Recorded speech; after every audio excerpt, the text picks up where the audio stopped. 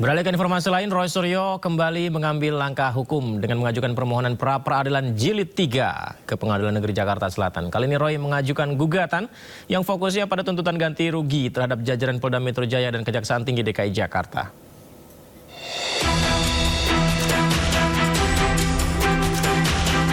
Kasus hukum terkait tudingan ijazah palsu Presiden ke-7 Republik Indonesia Joko Widodo kembali memanas.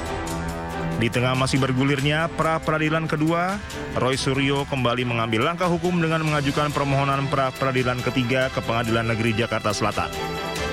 Berbeda dari dua permohonan sebelumnya, kali ini Roy Suryo mengajukan gugatan yang berfokus pada tuntutan ganti rugi terhadap jajaran Polda Metro Jaya dan Kejaksaan Tinggi DKI Jakarta. Yang kami ajukan untuk yang ketiga ini bukan pasal 35 ya Undang-Undang ITE, tetapi permohonan ganti rugi. Jadi permohonan ganti rugi itu menyusul kemenangan kami di dalam pra-peradilan pertama. Karena pada pra-peradilan pertama sebenarnya ada permohonan rehabilitasi dan ganti rugi kan. Tapi ganti ruginya tidak dibunyikan, rehabilitasi dibunyikan.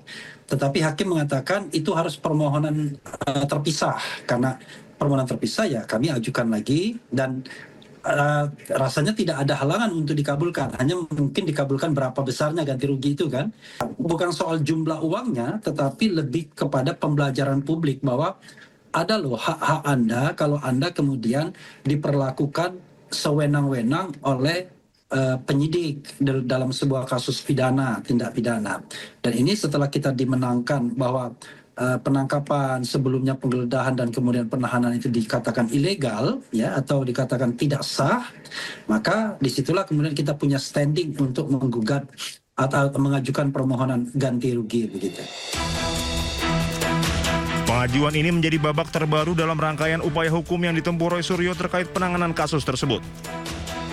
Sebelumnya, pada pra-peradilan pertama, Hakim Tunggal PN Jakarta Selatan mengabulkan sebagian permohonan Roy Suryo dengan menyatakan tindakan penggeledahan, penangkapan, dan penahanan yang dilakukan penyidik cacat formil serta tidak sah menurut hukum. Namun permohonan rehabilitasi nama baik yang diajukannya ditolak. Di sisi lain, pra-peradilan kedua yang diajukan Roy Suryo untuk menguji sah atau tidaknya penetapan dirinya sebagai tersangka hingga kini masih berlangsung di PN Jakarta Selatan. Dengan pra-peradilan ketiga yang kini menuntut ganti rugi, proses hukum terkait kasus dugaan ijazah palsu Presiden ke-7 Republik Indonesia Joko Widodo kembali menjadi sorotan karena sejumlah gugatan diajukan secara beruntun terhadap aparat penegak hukum yang menangani perkara tersebut. Tim Liputan Anyus melaporkan. Pihak Joko Widodo menuding pengajuan gugatan pra-peradilan yang dilakukan berkali-kali oleh Roy Suryo terkait kasus dugaan ijazah palsu merupakan siasat mengulur waktu pemeriksaan dan persidangan. Pihak Jokowi yakin bahwa taktik buying time yang dilakukan Roy Suryo telah menghambat proses hukum.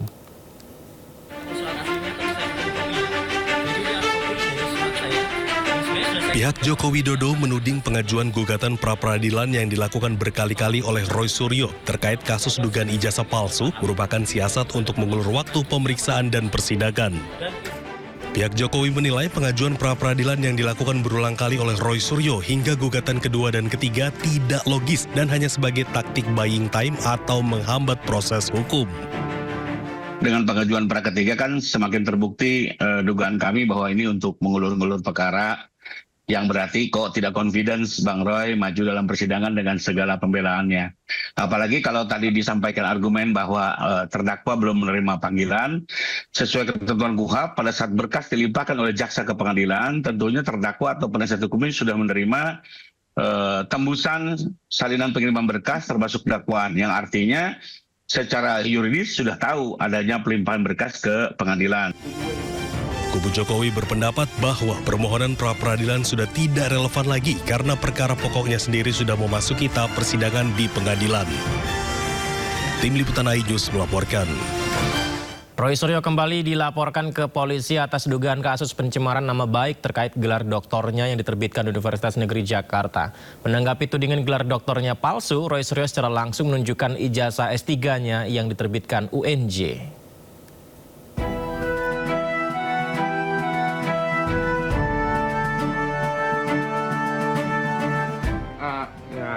Roy Suryo dilaporkan ke Polres Metro Jakarta Selatan atas dugaan pencemaran nama baik dan fitnah.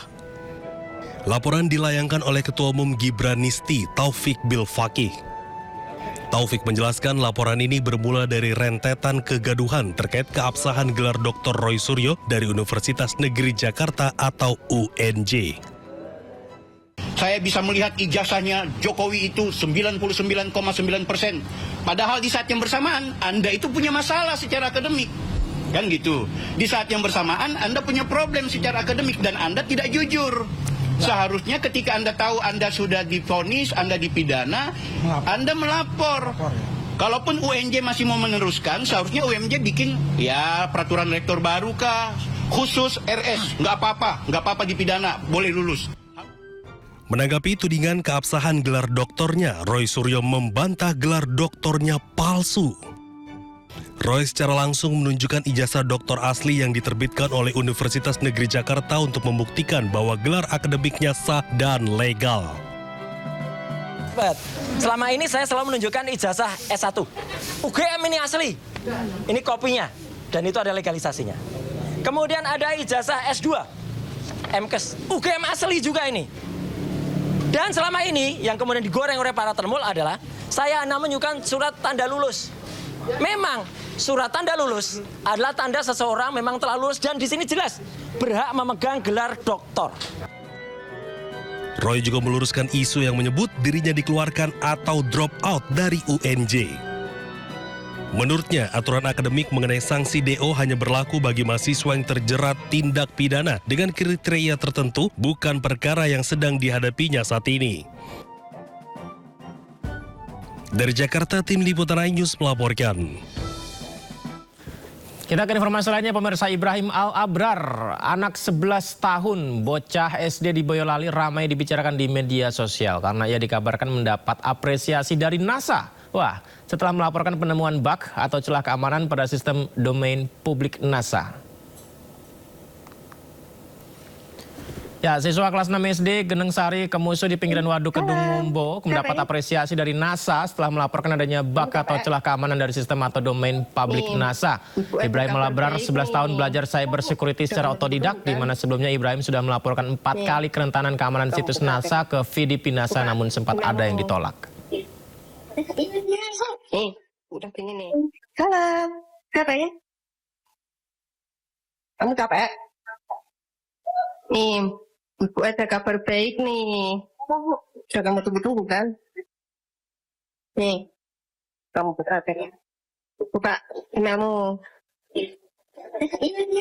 Nih, udah pengen nih. Kasih, Bu. Kenalin, tambah semangat belajarnya. Buat motivasi kamu. Biar kedepannya kamu bisa jadi orang yang sukses.